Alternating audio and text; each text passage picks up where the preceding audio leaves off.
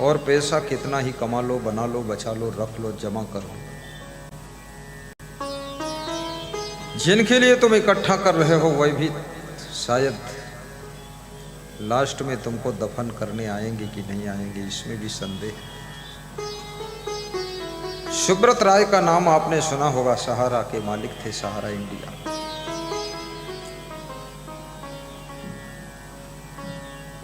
छल कपट करके बहुत धन कमाया, गरीबों को गुमराह किया, पैसे का अंबार लगाया, पकड़े गए जेल की हवा खाया, बीमार हुए खूब दवा खाया और मर गए। पत्नी भी दफन संस्कार में नहीं आई, बेटे भी दफन संस्कार में नहीं आई। अमिताभ बच्चन को बहुत मदद किया था, वे भी नहीं आए। और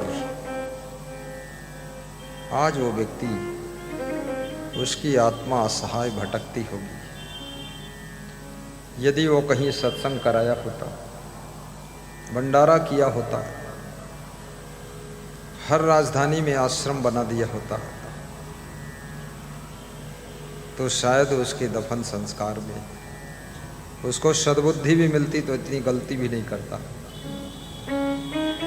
और लोग मरने के बाद भी उनको दुआएं देते हैं। जिंदगी ऐसी बना जिंदा रहे दिलशाद तू न हो दुनिया में तो दुनिया को आए याद तू, दुनिया को आए याद तू। खुद के लिए जीना तो पशु पक्षी कीड़े मकोड़ों को भी आता है, लेकिन दूसरों के लिए जीना तो केवल इंसान को आता है। और दूसरों के लिए जो जीता है वो इंसान के रूप में छिपा हुआ भगवान ही होता है, छिपा हुआ भगवान ही होता है।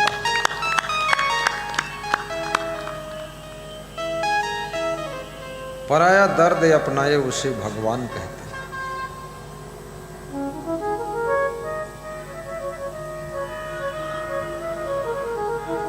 10% अपना धन गुंडे लफंगों के ऊपर भी खर्च करो, अन्यथा वे काम बिगाड़ देंगे तुम्हारा। उनको भी चंदा वंदा दे दो, दुष्टों को।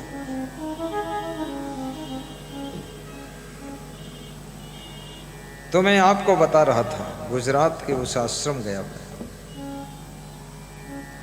तो उस समय हम बात कम करते थे। कम इसलिए करते थे, थोड़ा शर्म भी लगती थी, बहुत पहले की बात है। तो जिसने आश्रम बनाया था वो मिला, तो हमने कहा बहुत अच्छी जगह आपने आश्रम बनाया, धन्यवाद है आपको। बोले धन्यवाद क्या, ये पूरा गांव चोर है, सीमेंट भी चुरा ले गए, गिट्टी चुरा ले गए, सरिया भी चुरा ले गए। तो हमने कहा फिर?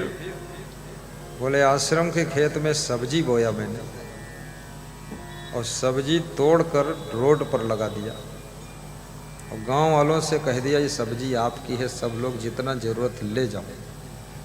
तो इन दुष्टों को सब्जी खिलाता रहता हूँ, तो अब सीमेंट नहीं चुराते हैं। अब इतनी बात बन गई है। बोले सीमेंट बच गई, सब्जी खिलाता है। सोचिए,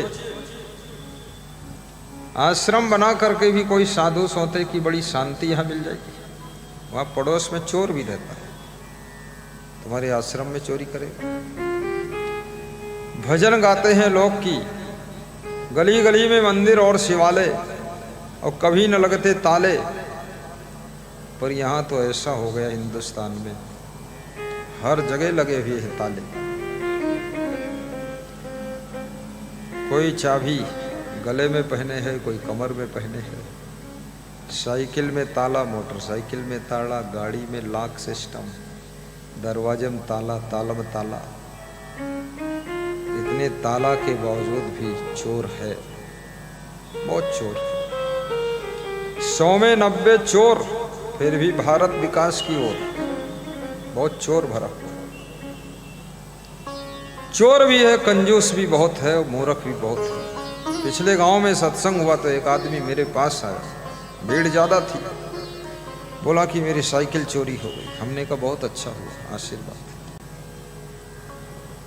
यानी ना तो चरण छूने आया, ना दक्षिणा देने आया, ना एक फूल लाया, साइकिल चोरी हो गई तो हमको बताने आया। कंजूस आदमी है। मैंने कहा साइकिल स्टैंड बनवा दूं क्या, 10 रुपया दोगे आप? बोले हम देंगे नहीं। तो 5,000 की साइकिल चली गई, तो संतोष करो। अगर यहाँ स्टैंड बना दिया जाए सत्संग में कि भाई 5 रुपये एक साइकिल का जमा होगा, स्टैंड है, उसमें 3 कर्मचारी रख दिए जाए, 5 रुपये में साइकिल सुरक्षित 5,000 की, 50,000 की मोटरसाइकिल सुरक्षित, 5 लाख की कार सुरक्षित। लेकिन लोग 5 रुपया नहीं देंगे, 5,000 की मोटरसाइकिल 10,000 की चली जाए, कुछ भी हो जाए। ऐसे कंजड़ लोग रहते हैं, मूर्ख लोग। बहुत विचित्र लोग हैं हिंदुस्तान के अंदर। कल एक पंडित जी मिले, बोले कई प्रदेशों में गया हूं। हमने क्या हुआ? बोले सबसे पाजी प्रदेश उत्तर प्रदेश है। तो हमने कहा आप कहाँ रहते हैं? बोले उत्तर प्रदेश में। तो हमने कहा आप भी पाजी हैं? बोले थे पाजी लेकिन हमसे ज्यादा पाजी यहाँ पर। हमने कहा पाजी क्या होता है? बोले बाद को बताऊंगा, टाइम नहीं। पाजी लोग भरे हुए। अगर नेचर नहीं सुधरा, लेक्चर नहीं सुधरा, स्ट्रक्चर नहीं सुधरा, करेक्टर नहीं सुधरा और लाइफ का चैप्टर नहीं सुधरा, तो जिंदगी में तुमने कमाया क्या है?